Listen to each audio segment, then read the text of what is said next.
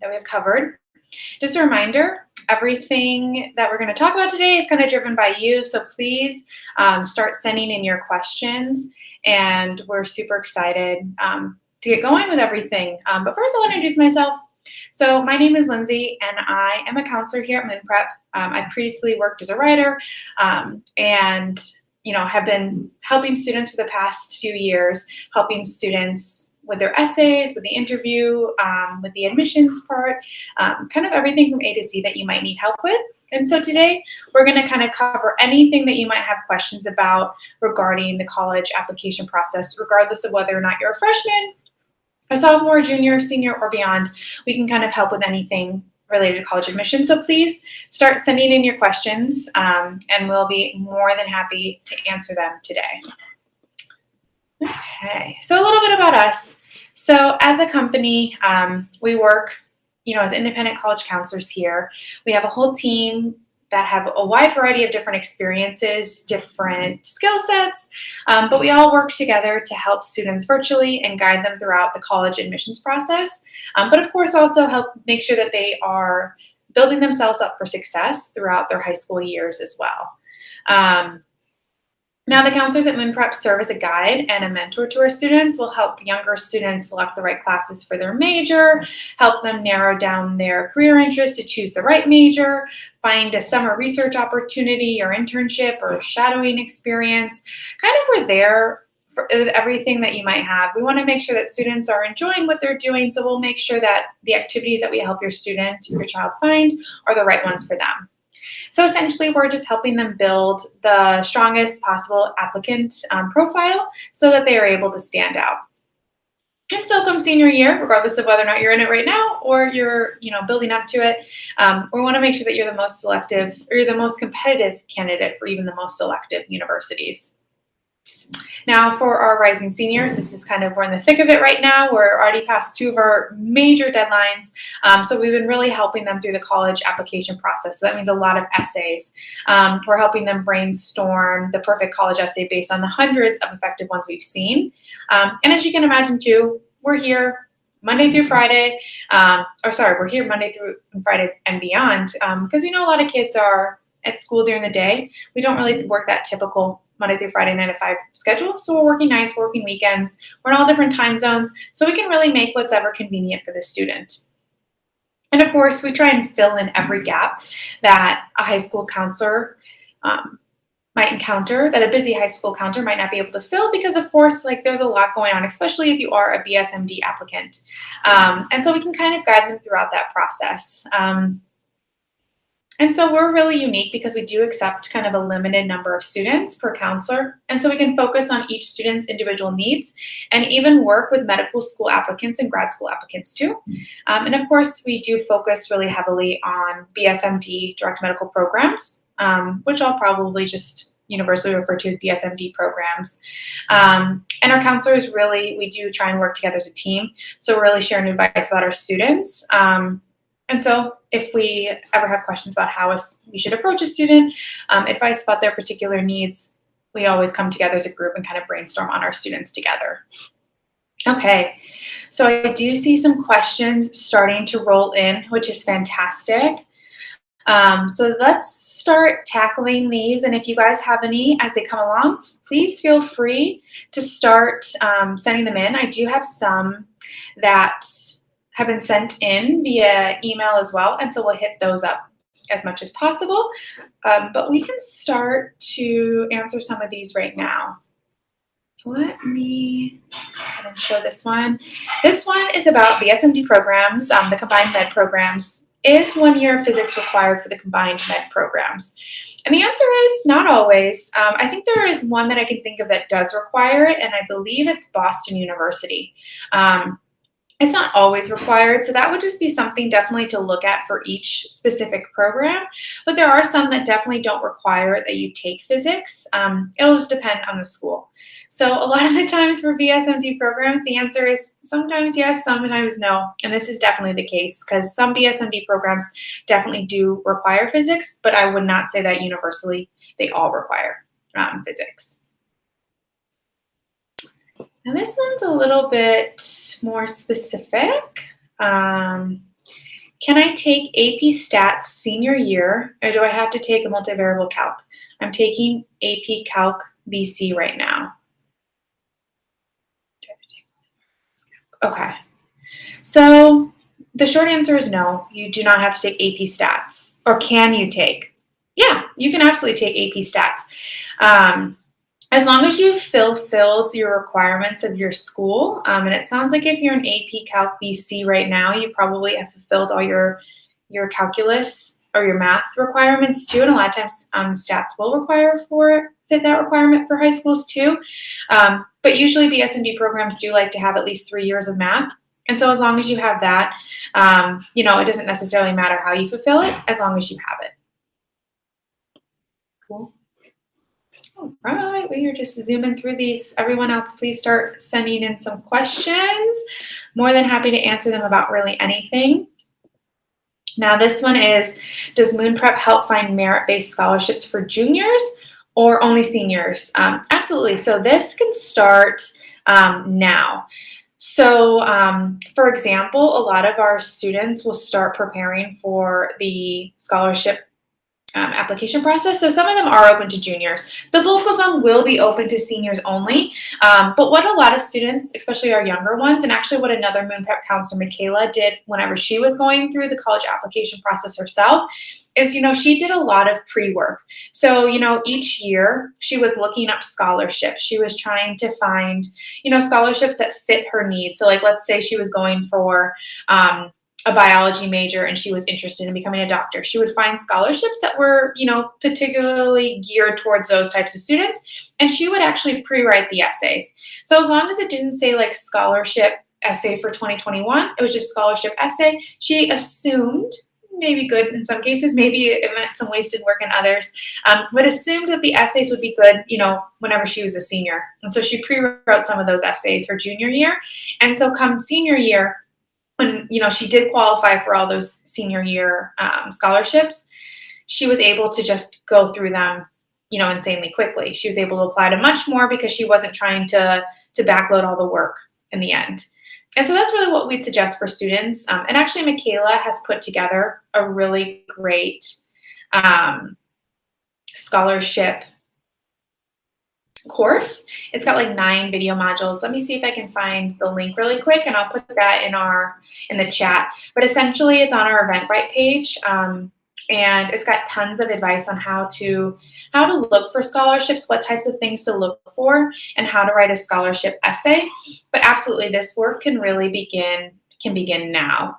So let me see if I can find it. And I'll put that in the chat maybe as I keep talking too. Oh, here we go.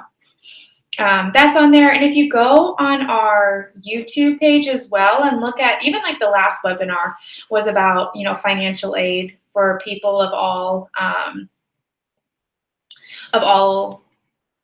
socioeconomic backgrounds, this work can really begin now. So just put it in the chat. Hopefully it shows up, but if not, it's on the Eventbrite page, the same link, same place you signed up for this event here. You can find it there. Okay.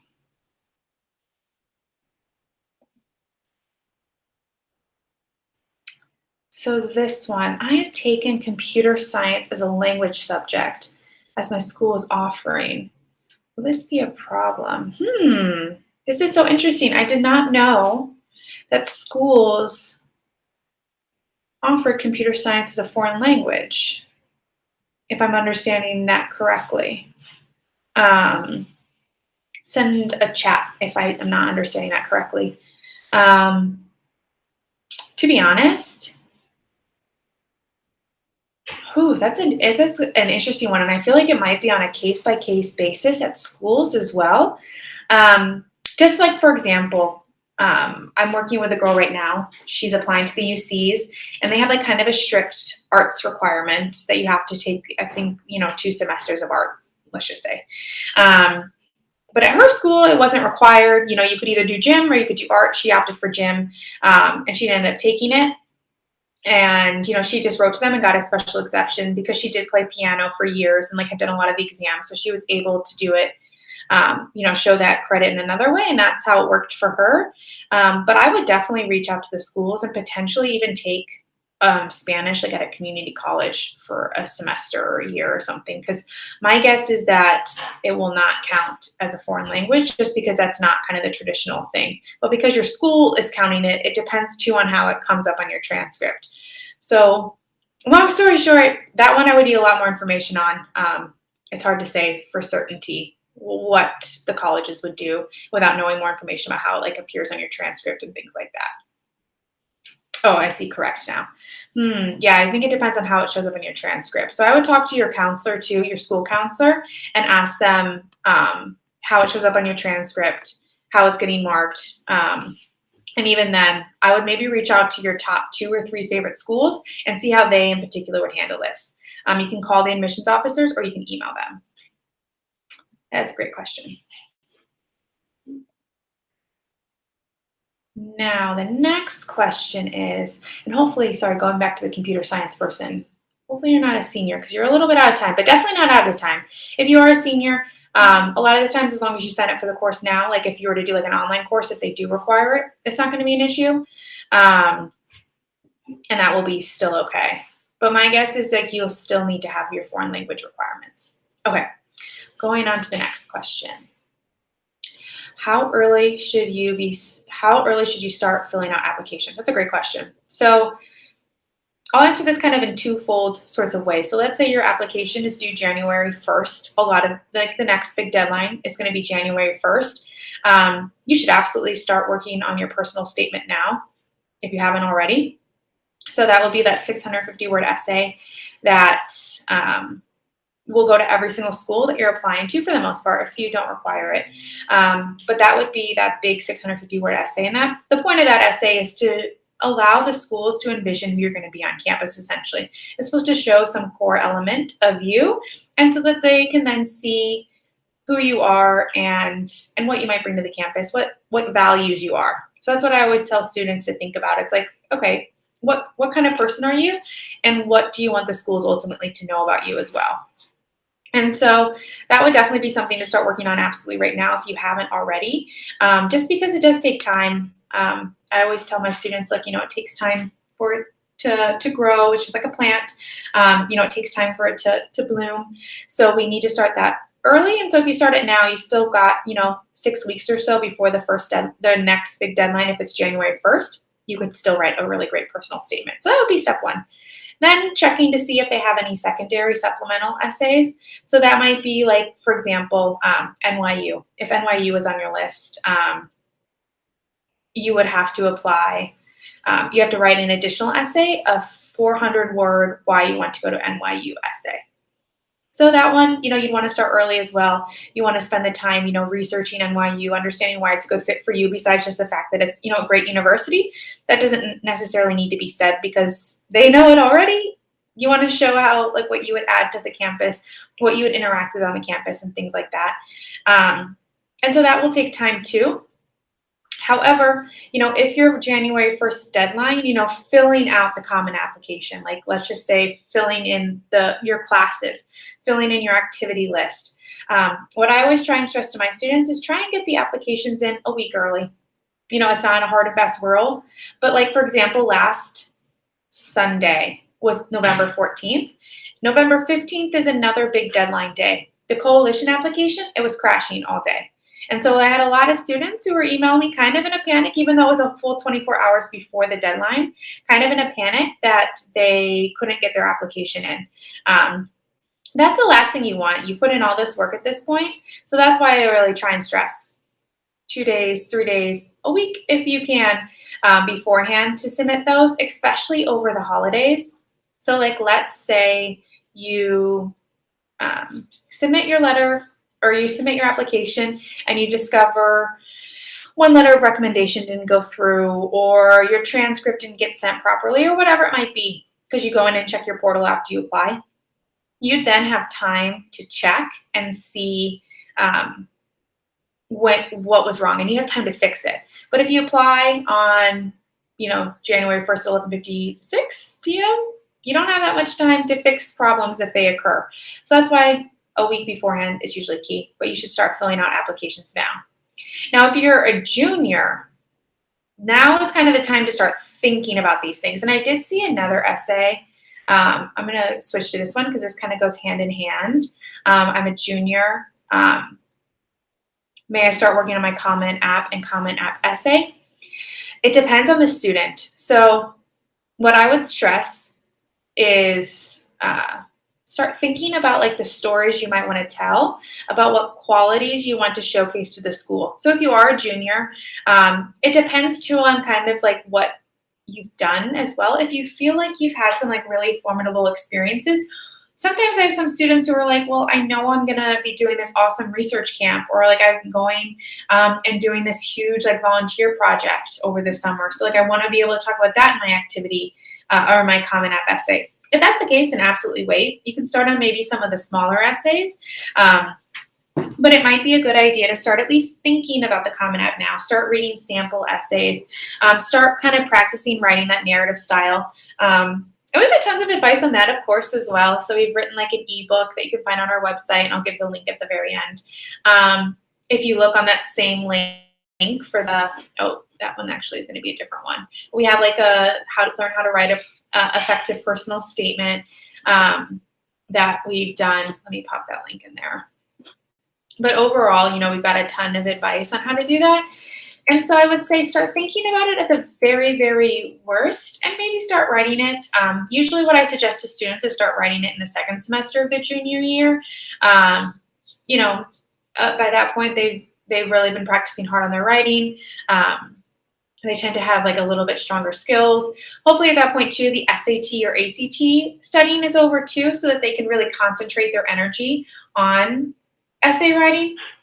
And so that's definitely another thing I would say. It's like, kind of each student's going to be a little bit different. We have some that, have their personal statement done by May. And then we have some that have it done in October. So it really depends, but I would definitely recommend starting it, if not second semester junior year, over the summer of between the junior year summer. And that tends to just give you the most time to let that essay evolve. And sometimes, I do have a student who ends up, like, for example, I'm working with one girl right now. We wrote over the summer a really great essay about, she's in archery, about her archery, kind of her mindfulness, about how she kind of got to that point in her life too.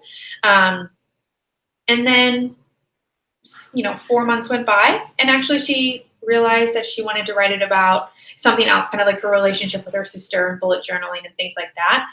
Totally fine. So we ended up switching it. The work that we did on archery definitely did not go to waste. We've used it for a lot of other schools, like for Penn State's, like personal experience kind of essay. Case Western has a personal experience essay, perspective essays and things like that.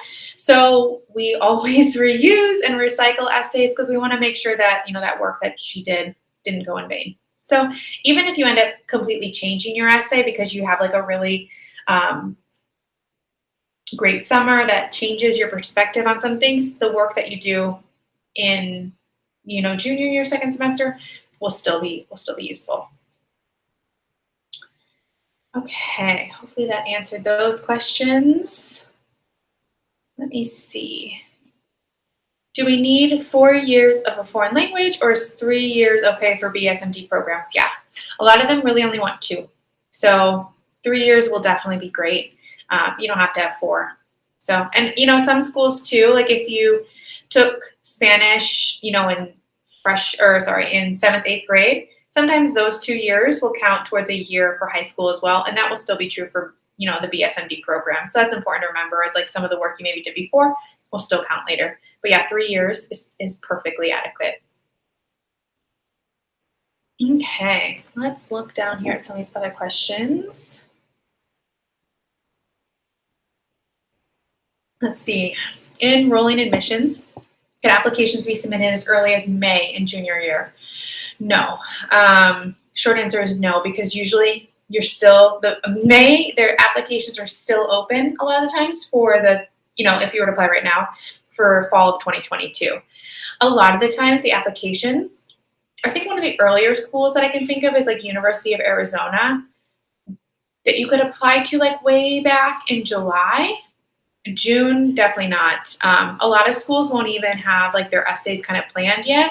August 1st is like the official first day, though, that all applications are open, and then you can start applying. And so, that's going to be the first day that you can really apply. So there really is no big advantage in applying July 22nd versus August 1st. But May, you won't be able to apply that early. So before you apply, if it is in July, just make sure that you are applying to the right application cycle, just because a lot of them won't be open until August 1st.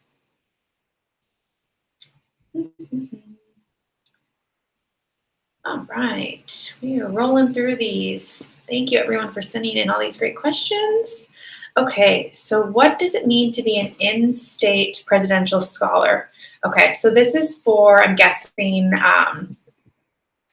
the Bsmd program that they have. So, and I think actually they changed their rules this year, even though it's not on their website, they did change it. So the presidential scholar, I believe you have to be nominated for this. Unfortunately, I don't have a ton of information off the top of my head on this one, but from what I'm remembering, because I had a student who was going through this process last year, you have to get nominated from a teacher, and you have to have like really great SAT or ACT scores as well, and be academically excellent as well. So that could be like a 3.8 or higher, most likely. But I believe it's also tied to your SAT, ACT score, and you also have to be nominated. I can't remember who within the school has to nominate you. It could be your principal, but it is pretty competitive. But like, for example, if you are asking about like the New Brunswick Bsmd program, they did change their rules this year. I think just because of COVID, it was a little bit harder for SAT and ACT scores to happen as frequently. And so they did change it, at least this past year, because I had a student email them about it. And I think they got rid of the that qualification overall. I can't quite remember what is happening with that, but that is not going to be a thing, at least for that program anymore. Hopefully that helps. I don't have a ton of information, but I do know you have to be nominated for it. So it's a little bit tricky. Okay. Is there preference given to in-state applicants for combined med programs? For the most part, I would say, I don't know, 60 to 75% of the time, yes. And that number is completely an estimate.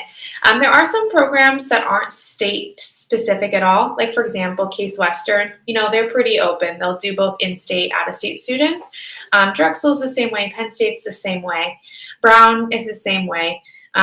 There are some programs that are very, very in-state heavy. Like, for example, Augusta's Bsmd program in Georgia, they have 35 seats overall, or maybe it's 30 seats overall, and then only 5 of those are going to in-state students, out-of-state students. So, you're fighting for a lot fewer spots. A popular Bsmd program, as well as the UMKC one, the University of Missouri, Kansas City. It's a 6-year program, so a lot of kids are really attracted to it.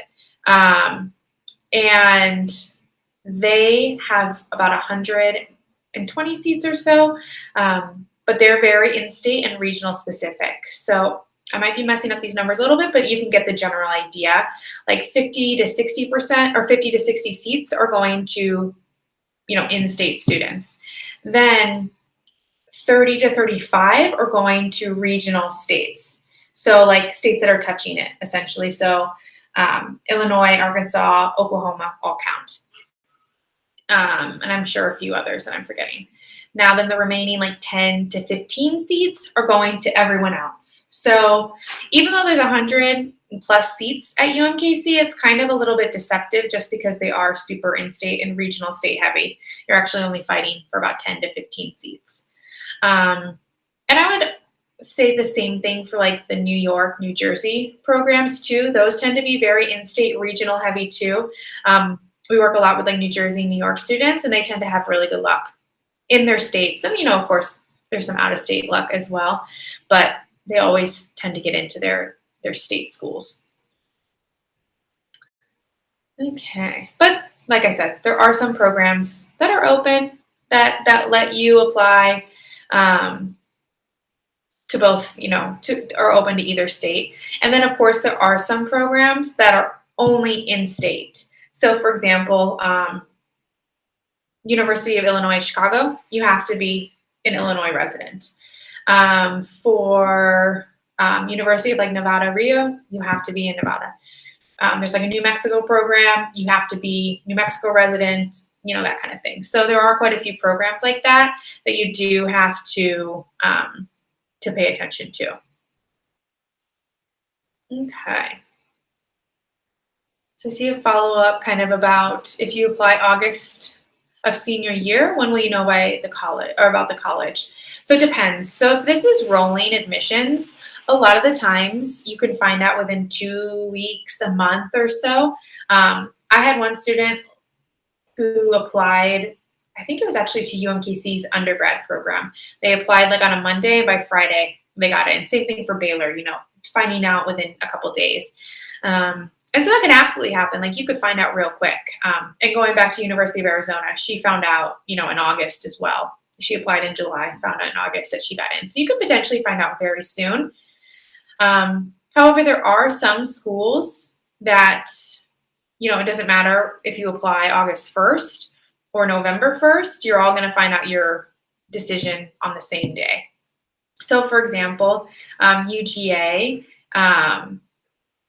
has a decision release date. I think it's actually tomorrow. If you applied early action, you find out tomorrow. If you've applied out regular decision, you'll find out in March. So it depends too on what admissions decision you applied under. If you apply early decision, you tend to find out a lot sooner. But even if you apply August 1st versus November 1st when the deadline is, you're still going to find out on the same day. So if it's rolling, you typically will find out within 2 weeks or so. It could be longer, it just kind of depends. But for early action, they tend to have release dates. Okay. Let's see. So, do students with low income zip codes, sorry about that, have advantage in admissions? This is a great question. I would say there's definitely a couple different factors that go into this. So, will you automatically have a advantage? You potentially could. How much of an advantage you would get, to be honest, I'm not sure. I think it would also depend on what school you're going to and what your grades look like, your race, everything like that would kind of come into play as well. Unfortunately, I'm definitely not the scholarship expert, so I don't have a ton of information. But I think that you would have a slight advantage in admissions, but I'm not positive about that one. Okay. So, a question about GW. Years are always harder for me. So, does George Washington have a combined med program and an accelerated program? Let me look really quick because I can't remember how long their program is. I think that they have an 8-year though. Oh no, they are a 7-year. So they're a 7-year program. And they're actually attached to a couple different med schools. This is maybe not what you're asking. It isn't what you're asking, but they are also attached to other medical schools. So for example, a lot of the times medical schools will be partnered with multiple undergrads. So for example, Rice's Bsmd program feeds into Baylor Medical School, and the undergrad feeds into Baylor College of Medicine as well. And Texas Tech does, and University of Houston, all of these schools are feeding into Baylor. And so a lot of times they'll have that option. Now for George Washington University, there's another undergrad that's attached to it. And that one is not an accelerated program. They have an 8-year program, and that's with St. Bonaventure. So you spend your 4 years of undergrad at St. Bonaventure and then go off to, GW, College of Medicine.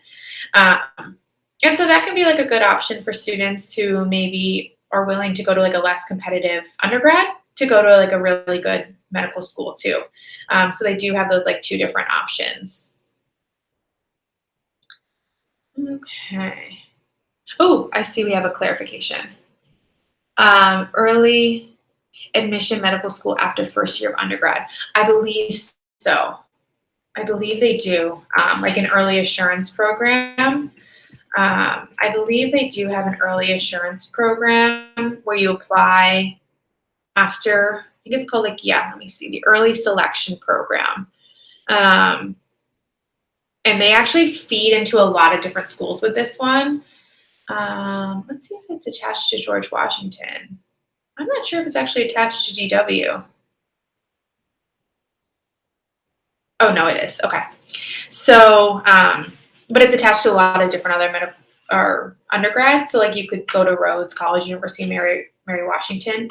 But they do have like their early assurance program. In their case, they call it an early selection program. It looks like you apply, after your second semester of your sophomore year. And that's absolutely another option for students as well. It's a little bit riskier because you have to make sure that you're really committed to the school before you apply.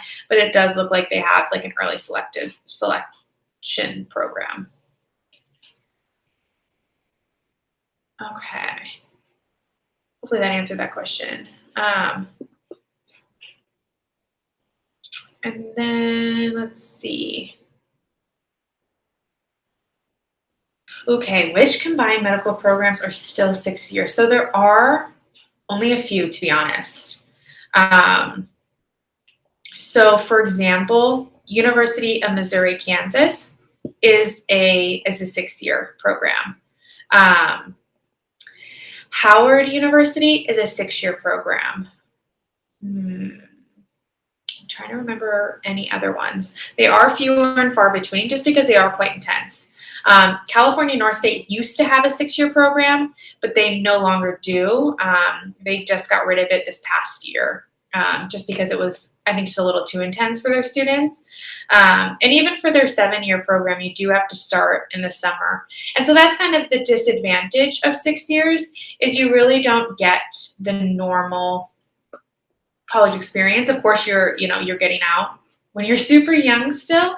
So it can be a huge, huge, huge advantage, of course. But, the disadvantage is if you want to do any study abroad, you can't do that. A lot of times you have to pick kind of a really specific major. And so if you do have kind of other interests, a 6-year program wouldn't be right for you. A lot of the times too, like I said, you do have to spend, your summers and things like that kind of doing it. I'm trying to think if there's any other 6 years. For a lot of my students, some are really interested in it specifically.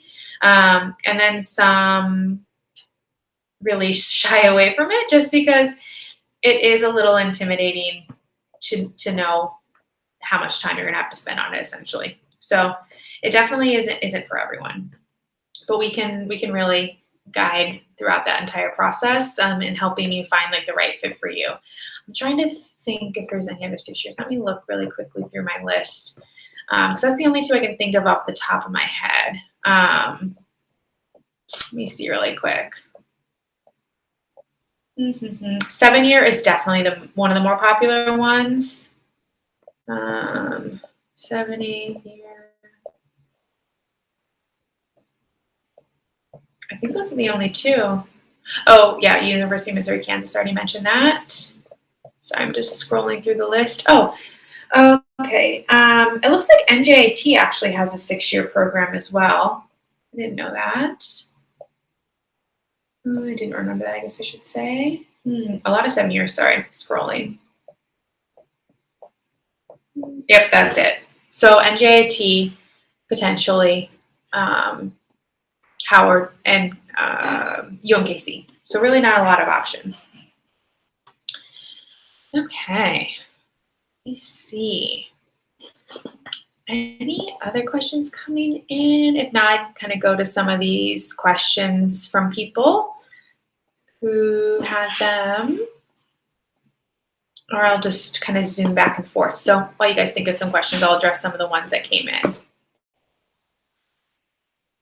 And so someone was asking about ED2. ED2 is early decision 2. And so let's say you did early decision 1 to your top choice, like for example, Duke University. You find out, mid-December, you didn't get in. But the good thing is you do have the option of applying to another school. It has to be something different. You can't do the same school twice if they offer ED1 and ED2. Like once you've applied once that cycle, it's over. You have to pick a new one. So if you have like a second top choice, you can, and they offer ED2, you can do them ED2. Essentially, it's the same rules. You can only do one. You're bound to get, if you are accepted, you're technically obligated to attend regardless of, financial aid and things like that. A lot of times you do get an admissions boost. It's harder to say how much of an admissions boost you get for ED2 versus ED1. And so I would just kind of choose wisely, but there are some really good schools that have them. NYU, Johns Hopkins has them. I'm trying to think. Not all schools will have it. Even if they have ED1, doesn't mean they'll have ED2, but it is kind of a popular option. It can be a good way of students to stand out, really demonstrate that interest. So if you have a top choice that you didn't apply to already, you can absolutely apply under the ED2 option. But remember, only one. And only if you didn't get into your ED1 option. Oh, this is perfect. It already got addressed. But honestly, especially for Bsmd programs, that's the one thing I want to stress today too, is if you are a senior and you're like, I applied and I haven't heard back, some schools are releasing information, but those are kind of few and far between. If you don't get an interview request now, it's not a big deal yet. Like, you probably won't hear back until January for a lot of schools. I was looking back at my emails last year and kind of talking about it with the other counselors to see when things were happening last year. December through January, February are kind of the norm. And so it's still pretty early in the cycle. And that's the worst part about Bsmd is it's a marathon. It's definitely not a sprint. And so that's the important thing to remember too, because there is a lot of time. But for regular kind of decisions, your early action, as I kind of mentioned, you could start finding out in the next, for UGA, you could find out tomorrow. Some schools will start to release November, December. So we're kind of in that beginning zone. But if you apply IVs, and if you apply like IVs regular decision, you won't find out until April 1st is usually like Ivy League release day. Some schools, will release in March a lot of the times. So it is definitely kind of a long cycle. And to be honest, like for Bsmd, kind of going back to that, I had one student who didn't even get an interview until like April 12th or something like that. And then he didn't find out he got into the school until the 24th of April.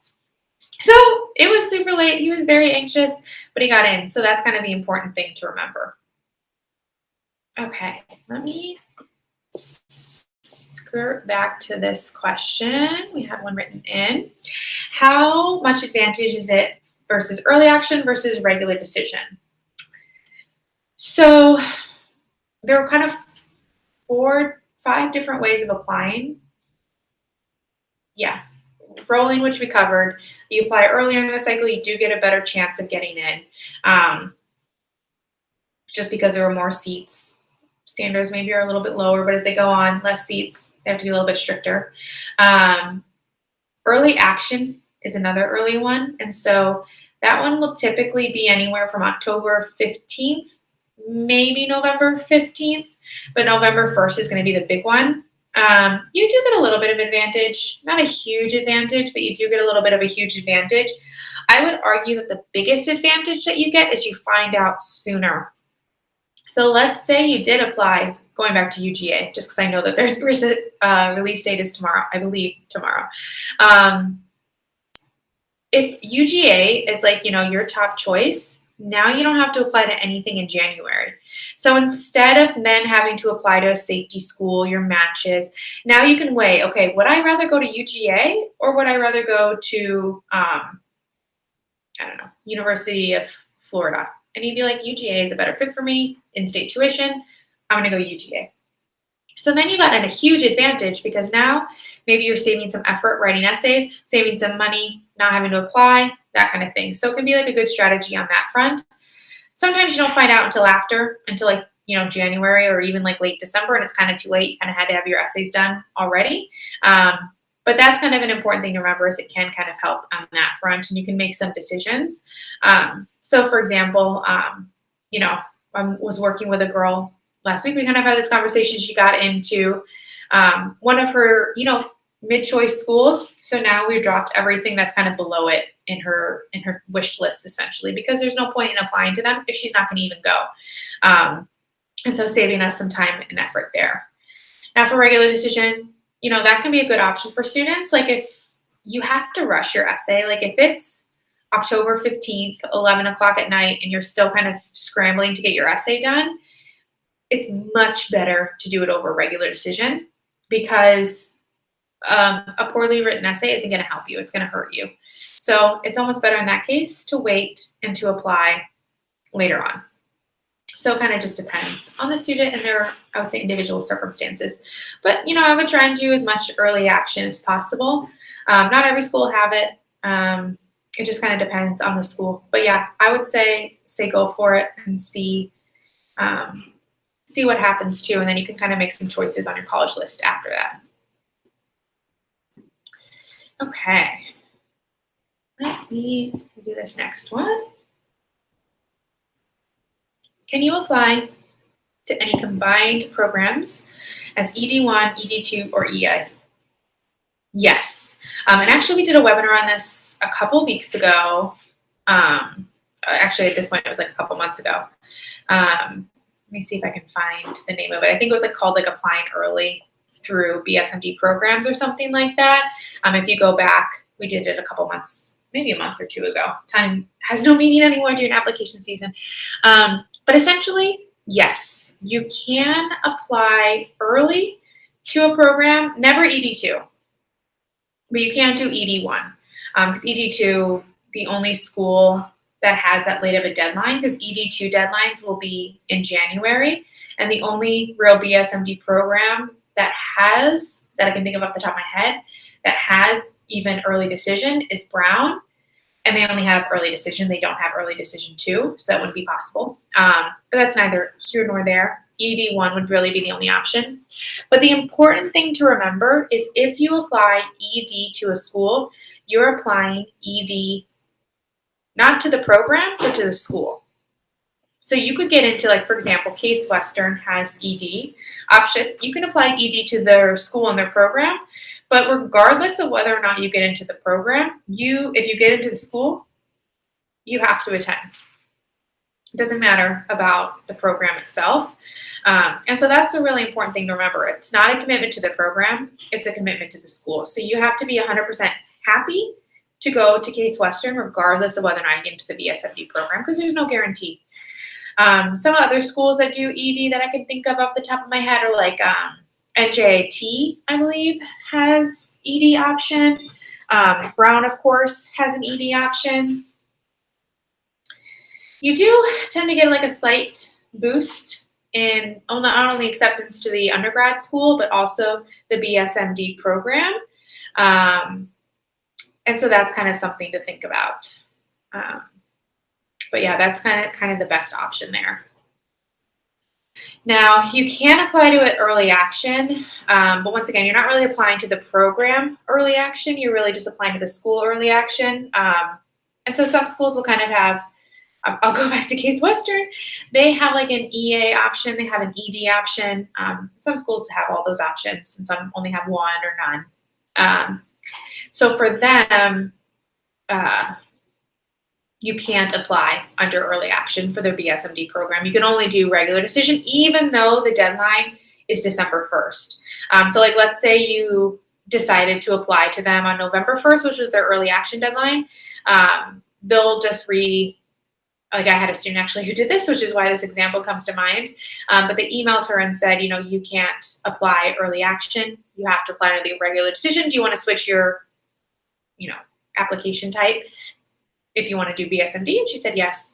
And so, a lot of times you can't. So it just kind of depends on the program. Okay. So does any program have ED or EA, not to the school? The short answer is no.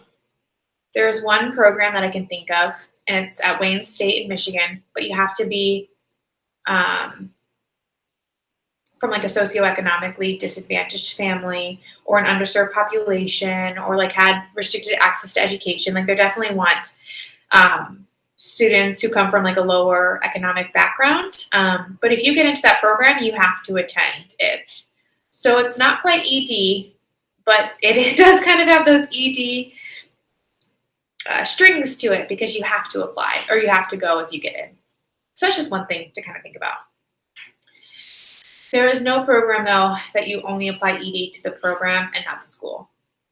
So, unfortunately, just because they know that a kid is going to want to go to this program really badly, they don't really need to incentivize in those cases. They're always going to have full classes, or fill up their seats that they want. So for them, there's no point in having kind of that incentive. But yeah, there are some programs for EA, absolutely. I don't know them off the top of my head, but I think for Drexel, for example, or Penn State, you apply EA, but it doesn't really give you an advantage for the program itself, just the undergrad, and you probably get into the undergrad no problem if you're a competitive Bsmd applicant. Okay, so let's look here. Thank you again for all these great questions. When are most deadlines for the combined programs?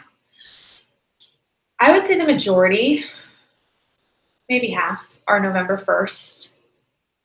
A lot of really great universities are then. So like Drexel, Penn State, UMKC,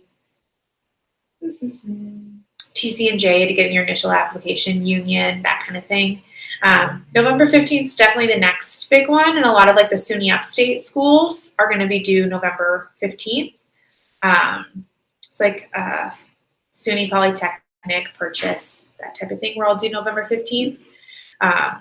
George Washington was due on the 15th. But then the 30th and the 1st are kind of the next big deadlines. You're going to have like St. Bonaventure, Adelphi, Syracuse, and places like that. And then there's a very few that are due in January. So like Brown is one of the later ones. Sophie Davis is pretty late and things like that. Stony Brook. The thing is too, like for example, TC&J, the first initial application was due November 1st. But a lot of schools will send out secondary kind of applications that weren't on the platform. You don't know what the essays are beforehand. So for example, after my students applied to TC&J, they got, an additional 5 essays that they had to write. They had 2 weeks to write them, a due date, word count, prompts and everything like that, that were due. And so you had to pass an initial screening. You had to pass their SAT, ACT requirements, which are quite high, and then their GPA requirements as well. And if you did that, then you got access to the secondary application. And so that was due. And so a lot of schools will do something similar. Like I remember working over like the Christmas holiday, RIT kind of sent out something similar. They had like 5 short prompts at least to do. And so some schools will have kind of that secondary application process or like essays for interviews and things like that. So always kind of something to prepare for is like, even though you have your initial deadline, there might be more deadlines down the road. It's never ending, but that's okay. So it definitely does stay pretty busy through January. There's still a lot of work to be done, but I would say the most and hardest deadline is that first one, November 1st, just because it's a big scramble to get everything done. Second application, it depends on the school. It depends on the program. It's hard to say. They'll let you know. Usually it's within 2 weeks of when they send it to you. And it really depends on the school. Not every school will have this type of thing. Some schools do, some schools don't. So that's the important thing to remember. Like, for example, St. Louis, once you send in your undergrad and your Bsmd application, that's it. Like they're done with you until they let you know that you're in or not. And so that's kind of the nice thing to remember too. But that is kind of the hardest part about about it is you don't know what's going to happen. It could come later. And one thing I would really encourage students to do who are seniors during this time is to check your spam pretty regularly, just because those interview requests, those secondary requests could go to spam. Check your portals every week. Make sure you're not missing anything, because they don't care if you missed it. It's too late at that point. So they have a pretty strict deadline on that. Okay. Another great question about how do I find out the number of seats for Bsmd programs versus MD programs. Now for MD programs, do you just mean like kind of the traditional route where you're going after you got your undergrad degree? If so, that information is very easy to find actually, because they'll release how many seats they have. So there's even some sites. Let me see if I can find it really quick. I know what the letters are. It's MSAR, Medical School Admissions Requirements. I love this site. It's really cool. I'll send it in the chat. This is at least good for med school. So I just sent that in the chat. It does have a membership fee that's attached to it. It's maybe $15 or $20 for a year or 2 years. It's not a crazy amount if like this is something you're kind of interested in pursuing, but it will say like the number of seats even if you don't pay. Like the number of seats. Actually, I can just pull it over potentially. So this is the site. You guys can see this. Yes, okay. Number of seats. So it'll say like the number of classes. I'm not signed in right now, but it will show you like the tuition. You know, if I was signed in, it would show me the medium NCAT and GPA. But it is kind of nice because it will have like a ton of information even within here. So you can start to make a better decision about even like what med school might be a good fit for you. And so it'll tell you all about, you know, their mission statement, how to apply, what you need to do to apply. If they have like an early decision program, because med schools will have like an early decision program. Tons and tons of acceptance information. And of course, I'm not signed in, but it's really kind of cool. It'll tell you how many students applied, how many got interviewed, how many in-state versus out-of-state. It's really fantastic. So it's very, very awesome if you really like to like kind of nerd out about that type of thing. But you can kind of see here, this is where it will like show the MCAT breakdown too. So if you are going through the MCAT requirements, if you're going through medical school, it'll kind of tell you all this kind of information about breaking it down. So I would suggest it if that's something you're kind of interested in. It will tell you how many seats. The average med school, I would say, would have maybe between 100 to 200 seats. They're very small. There are some outliers who have more, some have less. And so that's kind of the problem and why med schools are so competitive, just because there's so few seats. Now for BSMD, it is a little bit harder to find the number of seats. Some will be real upfront about it. And a lot of times they will be pretty upfront about it, actually. I would say the average is between 5 to 20 seats. Like a lot of the SUNY upstate schools will have 5 seats, so like Adelphi, Syracuse, SUNY Polytechnic, Purchase. Those types of schools will have 5. Drexel has quite a few. I believe they have upwards of like 60. Penn State's got like 25. Case is 25. Rice and Baylor have 6. As we talked about, UMKC's got like 110. A lot of the times they'll put it on their website, how many seats they have. And I believe we have a complete list of BSMD programs. A lot of that information I think is on there as well. I can't remember. But we also did write a book about BSMD programs, and I can send that and link in the chat too. And I believe we have that information there, and more information about programs and number of seats and things like that. Let me see. I see you have a follow-up question. Usually is the same number of seats for BSMD, EAP, and MD? No. So if the school does have EAP, that will kind of vary. I don't know those numbers off the top of my head. MD will definitely be the biggest. But BSMD, the numbers will stay pretty consistent from year to year. But that's probably going to be maybe the second I'm not sure, to be honest, about how many EAP or early assurance, students they typically accept. So unfortunately, I don't have more information. I see the OMG, is that for the number of seats? How few there are? Because there aren't very many seats. And then for DO, I see you're asking, is it the same site for DO? No. So there is a site called choosedo.org, I believe. Their site is free, so it's both good and bad because you don't have to pay anything for this one. And this one it doesn't have as much information, to be honest, but they have like an explorer thing. And I believe it still has like the number of seats. It does not break it down nearly as good. So I've used it. I like it okay. For the BSDO programs though, those typically will have, a lot of the LECOM programs will have anywhere from 2 to 5 seats. But then some programs, like for example, Nova Southeastern's programs, like fairly large. They've got like, I want to say upwards of like 50 or more seats, but I'm not positive about that, to be honest.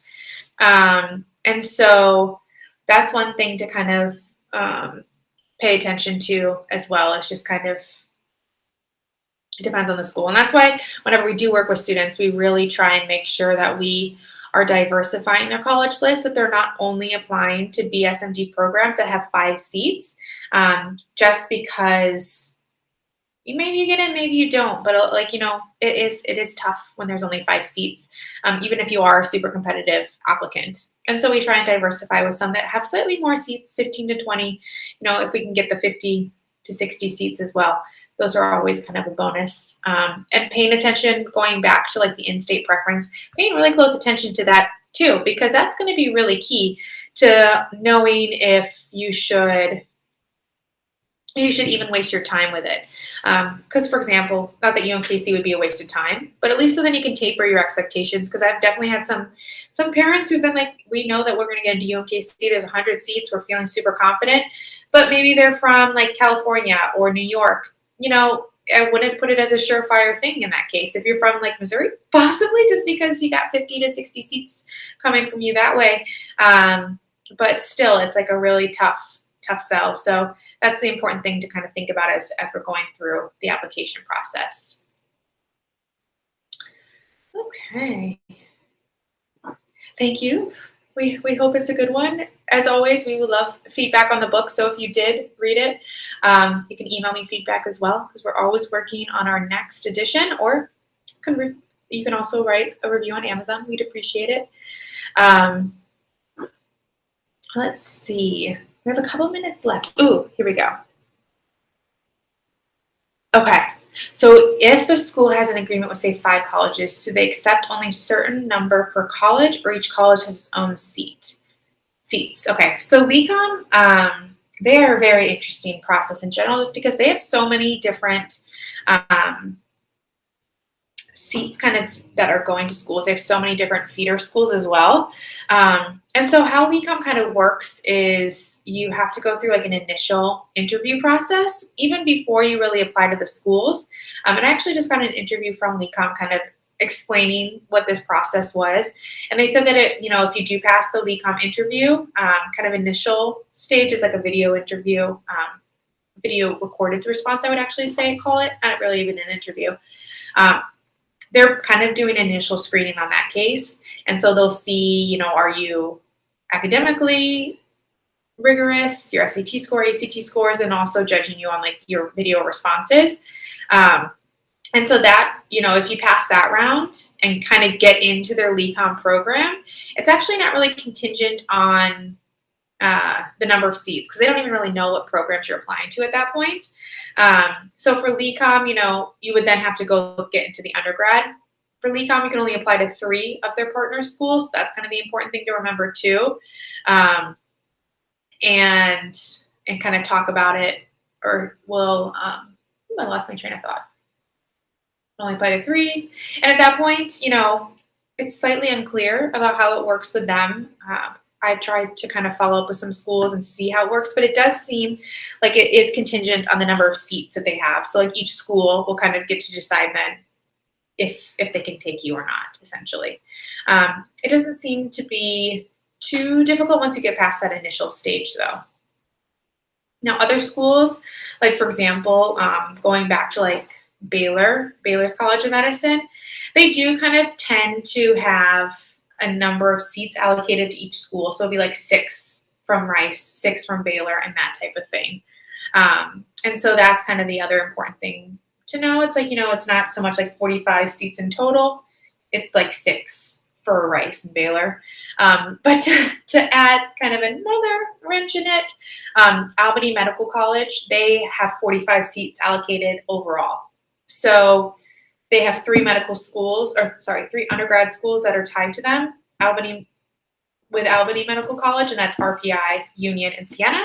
You can only apply to one of their medical school or one of their partner schools, which is kind of different from other Bsmd programs who don't have that restriction. You could apply to Rice and Baylor, who are paired with Baylor Medical School. But for Albany Medical College, they're a little bit of an outlier, and you could only apply to one of their partner schools. And so for them, they have 45 seats in total. A little bit different again, because a lot of times it's more based on the school. So hopefully that answered your question. Okay. Wow, this hour has flown by. I was a little worried. My counterpart, Nidhi, unfortunately was sick today, so that's why it was just me. But you guys really made this hour fly by. So I'm going to do a few like housekeeping things. If you guys have any other questions that you think of along the way, just let me know, and we can definitely kind of stop and address them. I'm going to zoom through these. The questions we've done before. Okay. But as I mentioned before, we do have a ton of resources on our website. We have a ton of free ebooks. So like, for example, if you are planning on writing your personal statement like that junior, feel free to start downloading that ebook that we have on our website. I think you probably already have it. Start reading it. Start going through like our personal statement course that we have on Eventbrite and Thinkific, and just start thinking about those types of things. And we've got tons of other advice on like, college lists, interview prep if you're going through that. I'm trying to think of some of the other things we have. We got a ton of stuff. We also have some webinars coming up. We are starting to plan our 2022 years as well. And so if you do have any topics you'd love to see us write, to cover, or even like to talk about, we have like a Forbes page as well. If you'd like to see us write an article on that, or a blog post or whatever, send us in, because you guys are the ones with the questions, and we would love to share that information with you and make sure that you get it. So that would be great as well. Here we go. And we do have a blog, we have a newsletter, and so you can subscribe to the blog. We also send out texts every so often, not too spammy. And you can either text us at Moonprep to 81010. And you get text updates if you prefer to go on your phone. And join us for upcoming webinars. Some of them are TBD. We do have another Ask Me Anything, I think in a couple weeks. So if you didn't get all your answers or more questions pop up, feel free to join us then. I think, trying to remember who's doing it. I think Kevin and Michaela. So you'll have 2 really great like admissions counselor perspectives. But that's the link for joining it. Oh, I see we have another question. Which programs accept the most number of students? Definitely UMKC, like 100 to 130. Drexel has quite a few at 60. Toledo, 60 as well, I believe. Brown has got like 80 to 90, which is nice. And then California North State, I'm just doing MD because I would put Nova up there. I'm not sure how many they accept, but I put Nova Southeastern in there for DO. But California North State, I believe, also accepts anywhere from 50 to 100. I'm not positive about them, how many they accept or how big their class is. But those would be the biggest ones that I can think of off the top of my head. Yeah. But yeah, those are kind of the outliers. Those are definitely the outliers. Okay. Here we go. Okay. So thank you guys so much for spending the whole hour and 5 minutes with me. And hopefully you learned some things today. If you did, we'd love for you to leave us either a review on Google or on our Facebook reviews as well, kind of sharing your experiences. If you have any feedback because you think we could have done a bit better, please email that to me. I'll put my email down here in the chat, but it's pretty easy. It's just Lindsay@Moonprep, or you can do hello@Moonprep, either way. But we'd really appreciate your review. Like I said too earlier, we love your feedback. If you have any topics that you'd like us to cover, either in an article or in a webinar, we'll try and accommodate those and kind of see what we can do in the future as well. But thank you guys all for your great feedback and for sitting with me for so long. Hope to see you guys next time.